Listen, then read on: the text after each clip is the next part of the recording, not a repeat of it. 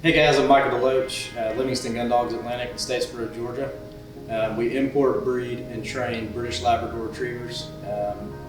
Just so happens that this week has been puppy pickup week. We've got a couple of pups left just because Christmas and the holidays, and we kind of schedule things a little bit different to be flexible around people's family plans and all that good stuff.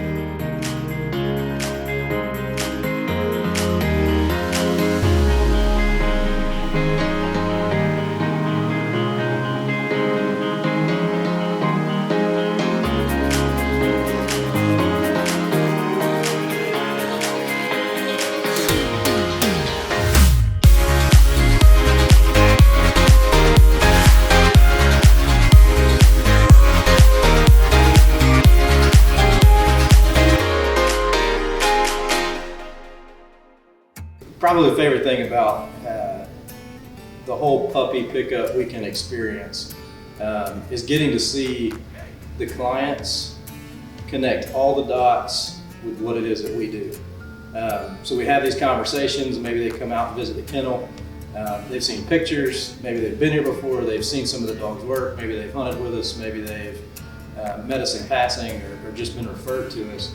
But seeing them come in, get the full picture of the big dogs, the kennel facility, the whelping wing, seeing what we've actually been doing with the pups. So we've told them kind of the efforts that we've been putting in, shaping behavior with puppies since they were 5-6 weeks old, coming off of mom, and seeing them put that big picture together. I think it really triggers something in them for the long-term potential and what their goals can be moving forward with an 8-week-old pup.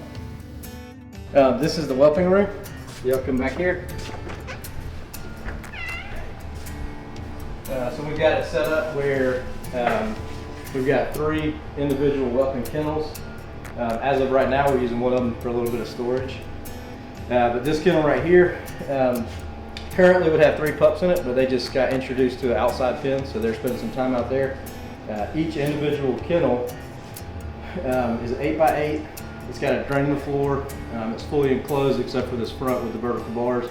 And then it's also got a doggy door going outside. So kind of the thought process there is mama has the babies inside of a whelping box. She's got plenty of room to move around. She's got a bed that she can lay on inside, and then she's also got a bed that she can lay on outside where she can get natural sunlight. She can kind of get a little bit of separation from the pups just to keep her happy and healthy. And then we've got it designed where we can, it's kind of whatever we see fit for each litter as far as the bedding material, the shavings, litter box, removing front panels, kind of giving them the opportunity to really keep a space clean and then have a space that they can keep dirty and then get away from that. That's why we chose to make everything spacious. So 8x8 on the inside, 4x8 on the outside. Over the course of a litter kind of growing up, they start out in that whelping box and they spend time, pretty much all their time, in a 4x4 space. And then they have the opportunity to utilize that full 8x8, and then they have the opportunity to actually learn how to go through that doggy door. So they could go to the bathroom outside, they could go to the bathroom in the shavings, and then the overall goal is to keep the whelping box clean. So it's a little bit different, but I usually keep a whelping box in the kennel the whole time the litter is there, and that gives them their clean space, their comfortable space, kind of shooting for and hoping for that they'll actually sleep in there. If you come over here, you can see a couple pups that are still remaining from a recent Diesel litter. This is Diesel and Brookstone Amber. Their whelping area is set up a little bit different than this one over here, and it's because of the stage that they're at. So they turned 8 weeks on Sunday, actually on Christmas Day. They're utilizing that doggy door 100%. They're utilizing the bed to kind of climb out that doggy door. They've got more open space in here. And we actually did something a little different this time, which small details, but it's just the sake of being flexible and not being too rigid and expecting every litter to do the exact same thing. Instead of using the vet bedding in their whelping box, we've actually replaced that with shavings. So these puppies, for whatever reason, chose to keep shavings clean instead of the bedding. So we kind of played into that and gave them that clean space that happens to be shavings. And they're actually utilizing the 4x8 pin on the outside to go to the bathroom at night, which works out really well because it keeps it clean in here. It keeps them Gives them a full 8x8 space that's not messy during the day.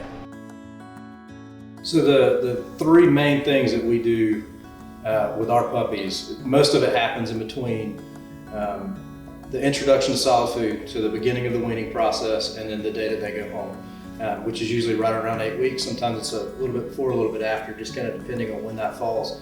But the three main things are doing everything we can to get that puppy started in the direction of crate training, for the sake of bathroom schedule, cleanliness in a crate, but also mental contentedness. So a puppy that can handle that and be eventually fully content in a crate type situation. Second thing would be the way that we feed our pups. So we, we always start with a tray, right? So all the pups get fed together, they feed as a group. And then shortly after that, we start feeding them individually. So that takes a whole lot of time to take each individual pup 3 times a day and separate those things out. It doesn't matter if we have 3 puppies like one of these small litters that we have right now, or if we have 10 or 11 pups like the big litters that we've had in the past, or if we have multiple litters at the same time, which only happens every once in a while.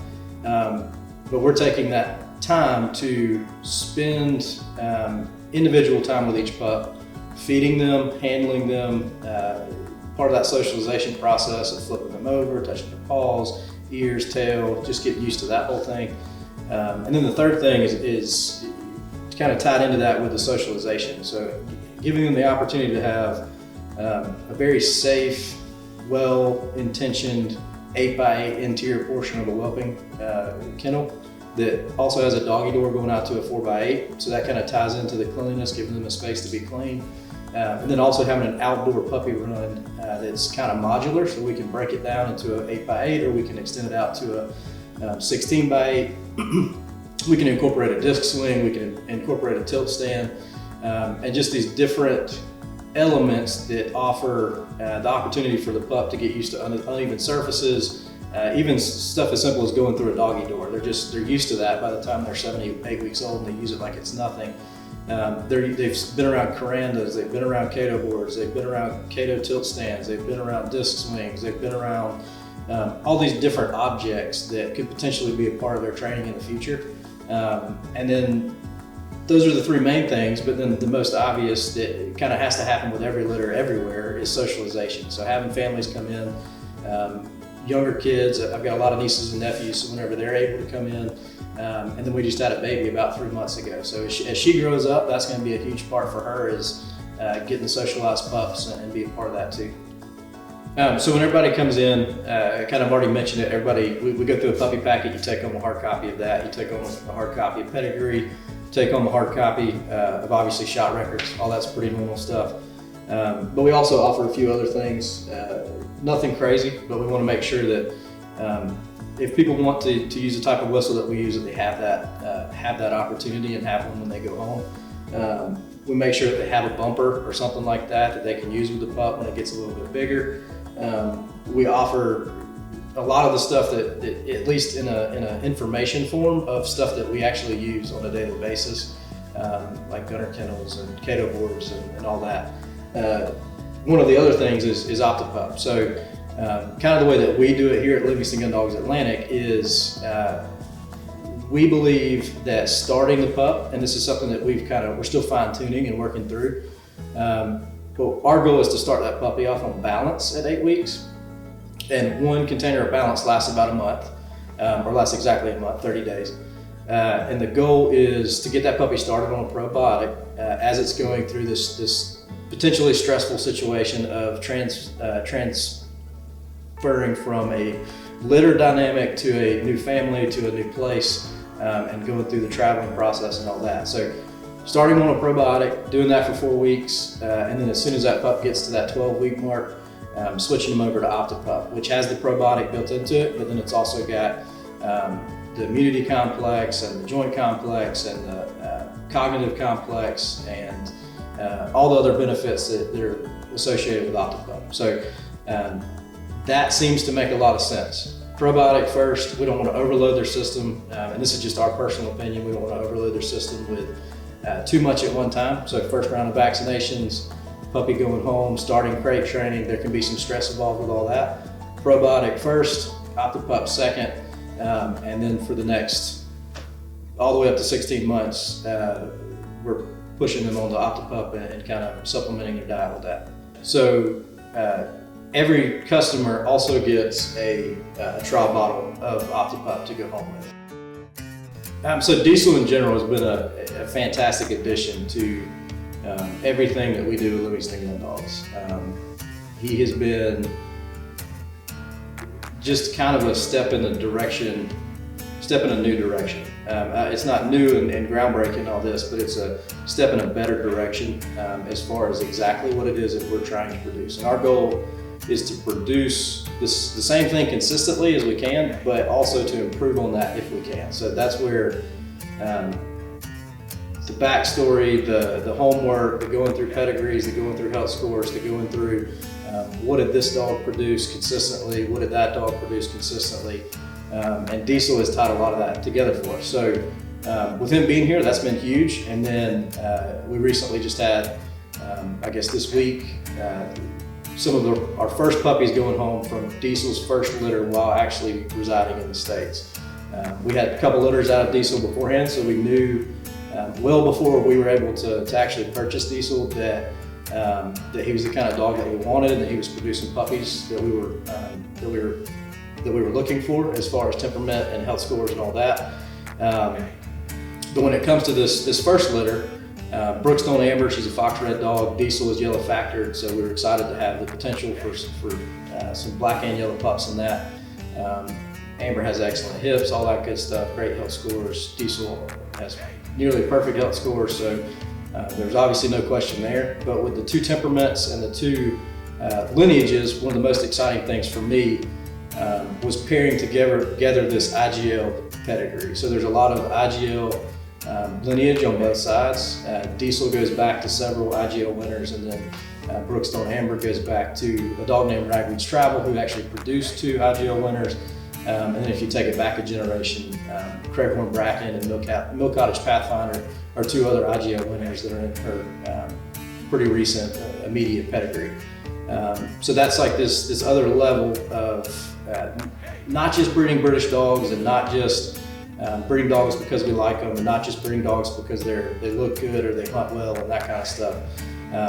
But trying to check that box of overall pedigree, overall health scores, overall temperament, and then overall the dog in front of you, and taking all of that and putting it into a litter. And that's kind of what we've been able to do now that we have full access to Diesel, and then also the females that we have in our breeding program.